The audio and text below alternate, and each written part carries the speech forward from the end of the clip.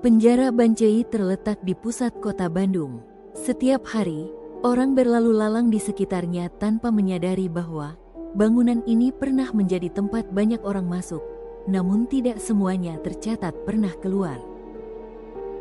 Bancai dibangun pada masa kolonial Belanda dan berfungsi sebagai penjara politik dan tahanan tertentu. Dari luar, bangunan ini terlihat sederhana. Namun struktur di dalamnya dirancang untuk membatasi ruang, cahaya, dan waktu bagi para tahanan. Cerita ini bukan tentang hantu, tapi tentang orang-orang yang namanya tidak pernah kembali. Dengarkan sampai akhir.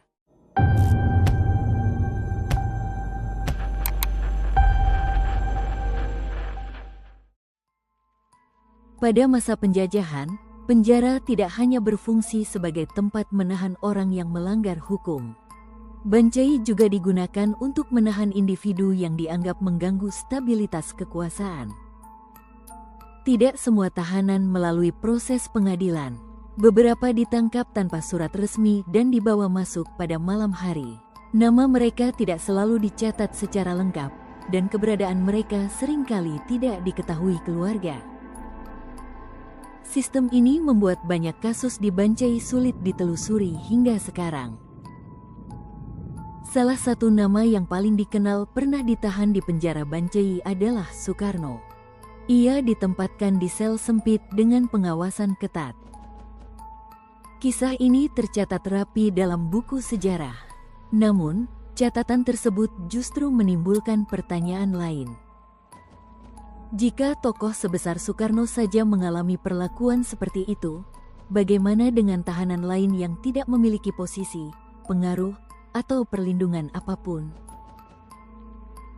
Sel isolasi di penjara Bancai dirancang untuk membatasi gerak dan interaksi manusia. Ukurannya kecil, ventilasi minim, dan cahaya hampir tidak masuk. Dalam kondisi seperti itu, tahanan tidak hanya kehilangan kebebasan fisik, tetapi juga rasa waktu. Siang dan malam sulit dibedakan. Beberapa laporan menyebutkan tahanan jatuh sakit akibat kondisi lembab dan kurangnya perawatan. Namun tidak semua kasus tercatat sebagai kematian resmi. Hingga hari ini, tidak ada angka pasti mengenai jumlah tahanan yang meninggal di penjara Bancai. Catatan kolonial menyisakan banyak kekosongan data. Ada nama yang terputus di tengah arsip. Ada pula tahanan yang hanya disebut tanpa keterangan akhir. Hal ini menimbulkan dugaan bahwa sebagian kematian tidak pernah dilaporkan secara resmi. Seiring waktu, cerita tentang Bancai tidak berhenti pada sejarah tertulis. Penjaga malam dan beberapa pengunjung melaporkan pengalaman yang sulit dijelaskan secara logis.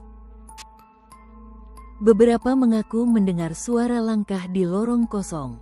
Ada yang merasakan tekanan di dada saat berada di sel tertentu. Sebagian lainnya mencium bau lembab bercampur anyir tanpa sumber yang jelas. Cerita-cerita ini muncul dari waktu ke waktu dengan pola yang mirip.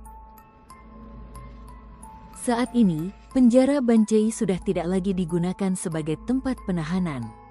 Namun bangunan dan ruangannya masih menyimpan atmosfer yang berat bagi sebagian orang.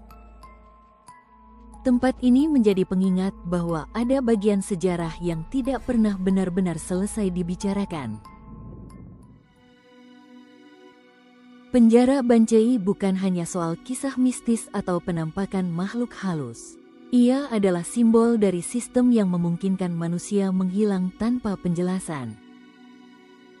Selama data tidak lengkap dan arsip tidak dibuka sepenuhnya, pertanyaan tentang apa yang sebenarnya terjadi di tempat ini akan terus muncul.